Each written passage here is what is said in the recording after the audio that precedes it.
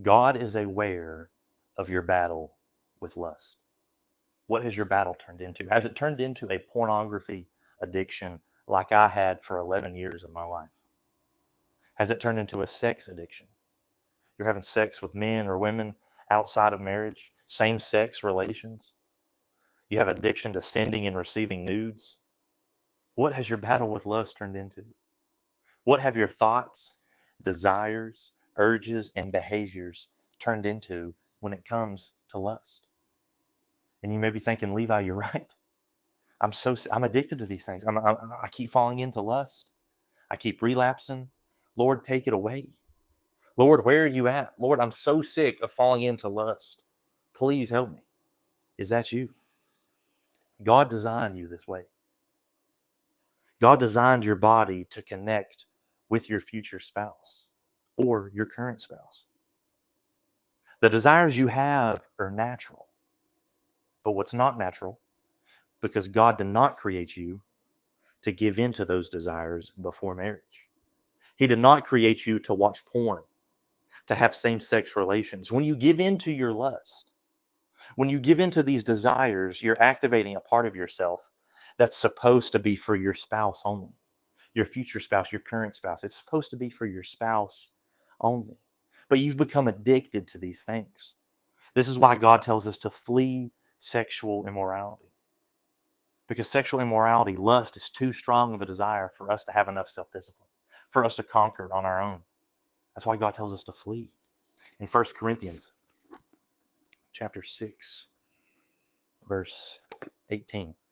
Flee sexual immorality. Every sin that a man does is outside the body, but he who commits sexual immorality sins against his own body. I mean, you're sinning against yourself when you fall into this lust. In James chapter 1, verses 14 and 15. But each one is tempted when he is drawn away by his own desires and enticed. Then, when desire has conceived, it gives birth to sin, and sin, when it is full grown, brings forth death. Death. No woman, no man is worth death. No sort of sexual act is worth death upon yourself, dude. None of it. No woman, no man, no sexual act, no porn video, no sexual intercourse. Nothing is worth your life. None of it. When you do these things, you're telling your nature to go against itself. And God created you. You're going against what God created. So you may be thinking, how do I beat lust? Levi, what do? You were delivered from an 11-year pornography addiction. What do? You're right. I was. And the only way you can be delivered from these things is by Jesus Christ. The precious name. There is no name like Jesus. Jesus is the only one that can deliver you from your addictions. There's no sort of worldly video you can watch if you take cold showers, if you do this or that. Jesus is the only one who can deliver you from your lustful desires, from your lustful addictions. Jesus. That's all. Nothing else is going to work. Nothing else. God is aware of your battle with lust. You've got to turn to Jesus. You've got to fully surrender to Jesus Christ. That means you've got to give up your worldly things. You've got to give up drinking.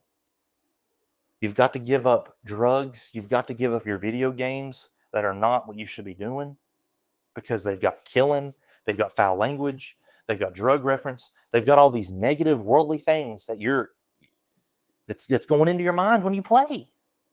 You've got to let go of these movies, these TV shows that are secular and feeding you brain rot. That's what the devil wants you to do. You've got to get into the Word. You've got to pray. You've got to let go of these worldly things. Every aspect of your life, you've got to fully surrender to Jesus Christ. That's the only way Jesus is going to take you. When you fully surrender to Jesus, that is the only way He can fully take those addictions out of your life.